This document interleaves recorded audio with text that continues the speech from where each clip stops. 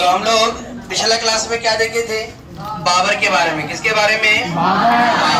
बाबर आता है इब्राहिम लोदी को हरा करके पानीपत का प्रथम युद्ध में, है ना बेटा?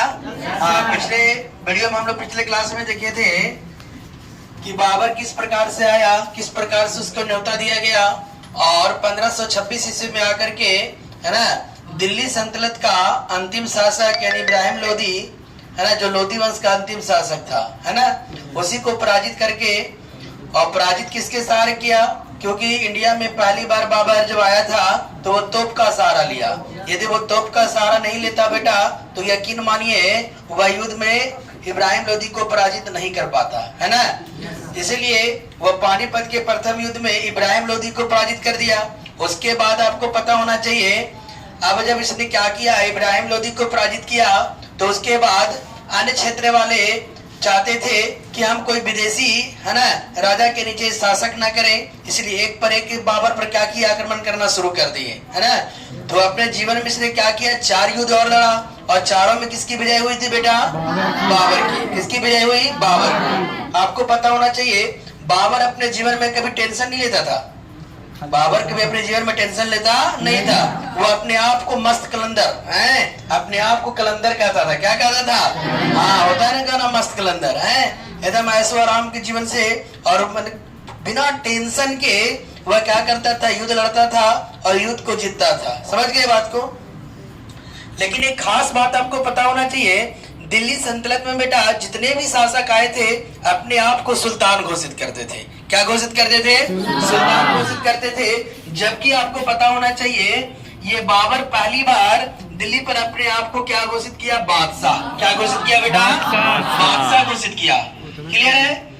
लेकिन अब हमको देखना है कि जब इसकी मृत्यु हुई, मृत्यु होने के बाद इसके 5 बेटे थे। कितने? 4 बेटा और 1 बेटी, 5, है ना, इसका टीम था।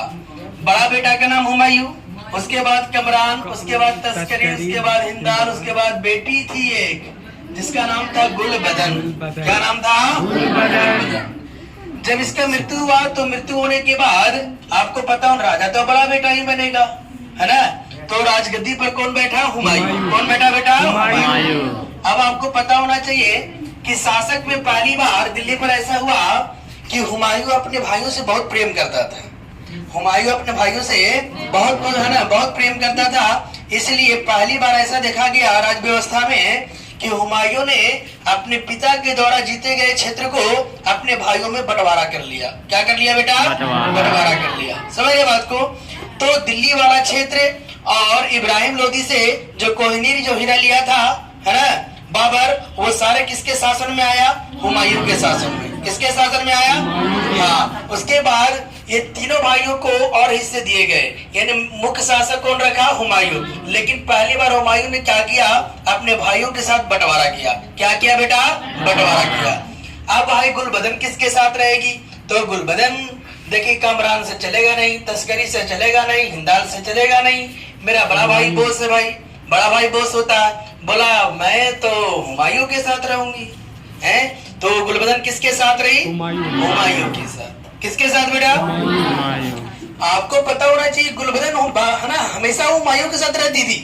हुमायूं जो जो करता था एक डायरी लेके लिखती थी, वो पूरा हुमायूं नामा लिख डालिए। पूरा इसकी है ना जीवनी लिखने का काम किसने किया? गुलबदन। तो आता है कि हुमायूं नामा किसने लिखा? गुलबदन। किसने लिखा बेटा? गुलबदन। देखिए थोड़ा सा बाबर की एक इच्छा रह गई थी। बाबर की इच्छा था कि अगर अब मेरी मृत्यु हो तो मुझे अपने जन्मभूमि पर दफनाया जाए, है ना, मेरे जन्मभूमि पर दफनाया जाए। लेकिन इसकी मृत्यु तो आगरा में हुई थी। तो इस हुमायूं ने क्या किया था, आगरा के एक आराम बाग है ना, आराम बाग में इसको क्या कर दिया गया था? दफना दिया गया था। तो अचानक इतिहास ऐसा कहता है हुमायूं को अचानक सपने आना शुरू हुआ कि क्यों नालायक, मैंने तुझे क्या कहा था, बोलो, मेरे मरने के बाद मेरा जन्मभूमि में दफनाने के लिए बोला था, तुम क्यों नहीं दफनाया? जब बार बार ऐसा सपना आने लगा तो हुमायूं पागल होता था बार बार। एक दिन लगा यार पहले पिताजी की कहानी करते हैं, तो इसने क्या किया, है ना, हाँ 1.5 साल बाद इस आराम बाग को खुदवाया, न जाने क्या बचा रहा होगा। खुदवा करके बेटा वहां से जा करके काबुल में पुनः दफनाया गया और इनकी मकबरा बनाया गया। तो एक्चुअल रूप में बाबर की जो मकबरा है वो कहाँ है? काबुल में। कहाँ है बेटा? काबुल में। अब देखो यहाँ पर अब आपको देखना है कि हुमायूं जो था वो पूरे मुगल काल में सबसे पढ़ा लिखा व्यक्ति था, है ना? पूरे मुगल काल में सबसे पढ़ा लिखा व्यक्ति था। तो इसने क्या किया था? 1533 ईस्वी में इसने एक दिन पनाह भवन, है ना, दिन पनाह भवन की स्थापना किया था और उसी भवन में एक लाइब्रेरी बनाई थी जिसमें ये क्या करता था? पढ़ाई करने का कार्य करता था। ये चाहता था कि सब कुछ में डिस्टर्ब हो लेकिन मेरी पढ़ाई में डिस्टर्ब ना हो। इसीलिए बेटा आपको पता होना चाहिए इसने दिन पनाह भवन की स्थापना किया था। क्या पढ़ता होगा? अंदाजा लगाया जाए तो क्या पढ़ता होगा? तो ये हमेशा ज्योतिष पढ़ता था। क्या पढ़ता था बेटा? ज्योतिष। जैसे आज मेरा नक्षत्र क्या कह रहा है, आज हमें क्या करना चाहिए। अगर इसके लिए नक्षत्र है ना, इसके नक्षत्र में होता था कि आज मेरे लिए लाल कपड़ा शुभ है तो ऊपर से लाल कपड़ा पहन के आता था। अगर इसका नक्षत्र देखता था कि आज मेरे लिए सफेद कपड़ा शुभ है तो ऊपर से सफेद कपड़ा पहन के उतरता था। ऐसा था ये बंदा। कौन? हुमायूं। कौन था बेटा? हुमायूं। अब इसके जीवन काल में संकट आने वाली है। इसके जीवन में संकट क्या आने वाली है कि अब इसकी जीवन में शेरशाह सूरी एंट्री लेगा। समझ गए बात को? एक्चुअली शेरशाह सूरी बाबर को हराने के लिए आया था, लेकिन जब देखा कि बाबर किसी भी अंग से कमजोर नहीं है, समझ गए बात को? अगर मैं बाबर से टकराता हूं तो मेरा ही पत्ता कट जाएगी।